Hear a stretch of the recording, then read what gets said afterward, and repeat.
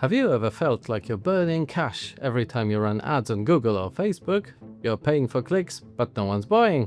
What if I told you there's a reason why, and fixing it could mean the difference between wasting money and building a store that prints money? After spending $150,000 on ads and generating $2 million in sales, I discovered this can all be fixed with a simple few-step process. In this video, I'll show you what that process is and how you can use it to blow up your sales and make loads of profit. Let's start with what's happening on your website, and here's where most new stores get it wrong. Remember, nobody has any attention span these days, and the first thing people are looking for after clicking an ad is a click confirmation.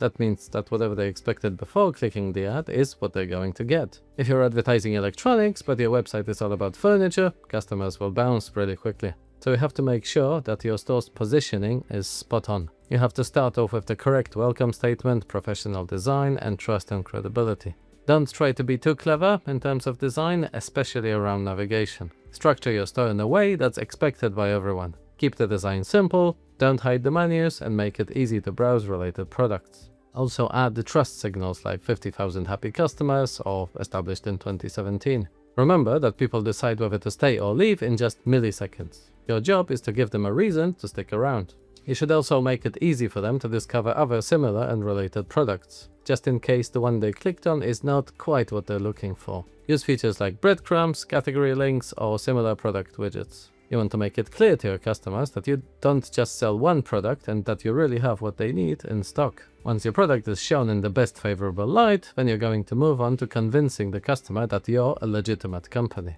So don't be scared to show your address and phone number, highlight the number of customers you have, the number of orders you shipped, the year your company was established in, and also your review rankings. Each of these will make your customers feel safe and that you won't just run away with their money.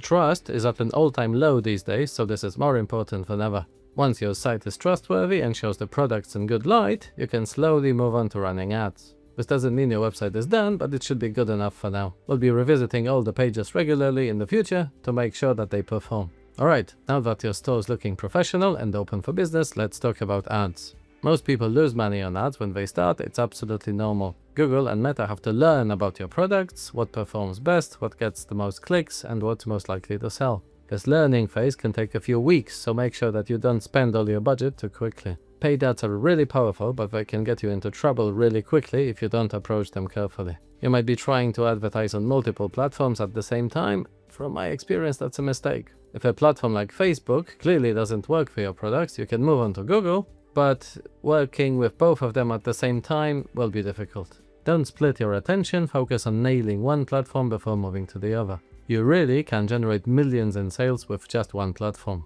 When it comes to Google, it's the simpler one to get it to work. Buyers will already start with the purchase intent as they're actively looking for a product. There are a few tactical tips I can give you that work great on Google Ads. First of all, separate brand traffic from general search traffic. What I mean by that is when someone's looking for your brand, you have a separate campaign just targeting your brand name. This is very important as it allows you to control the brand image and not overpay for the clicks when people already search for you by name. For the brand campaign, a simple text-based ad works best. Simply explain in your ad that you're the official home of such and such brand and highlight your unique selling points. The cost of the brand campaign will typically be much lower than the product-based campaign. This will come in handy once your brand is better known and you have return customers. You must avoid paying too much for clicks from people who already bought from you before.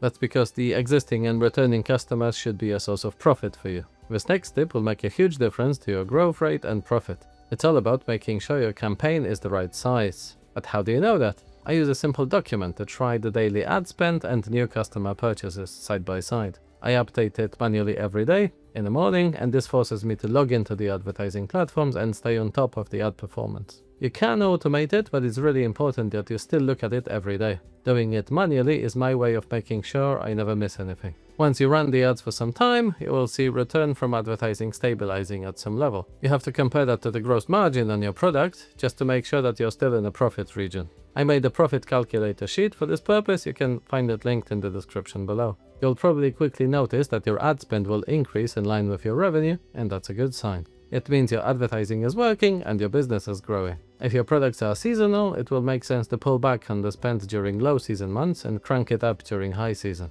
However, if your ads don't work and no one's buying anything, the market might simply not be there. So instead of stressing about it, just go on holiday. Avoid any sudden changes, they won't change much. That principle is called going with the flow of the river. You want to increase your ad spend when the demand is there and people are buying, but bring it down when people are less likely to buy. Every type of business has these ebbs and flows. In my vitamin business, it's very quiet between May and September. Even December is really quiet for us because people prefer to buy presents than vitamins. However, from January to April, we're in peak selling season. Trying to work against these natural trends is going to be very stressful and potentially expensive, so you can waste a lot of ad spend when the demand just isn't there.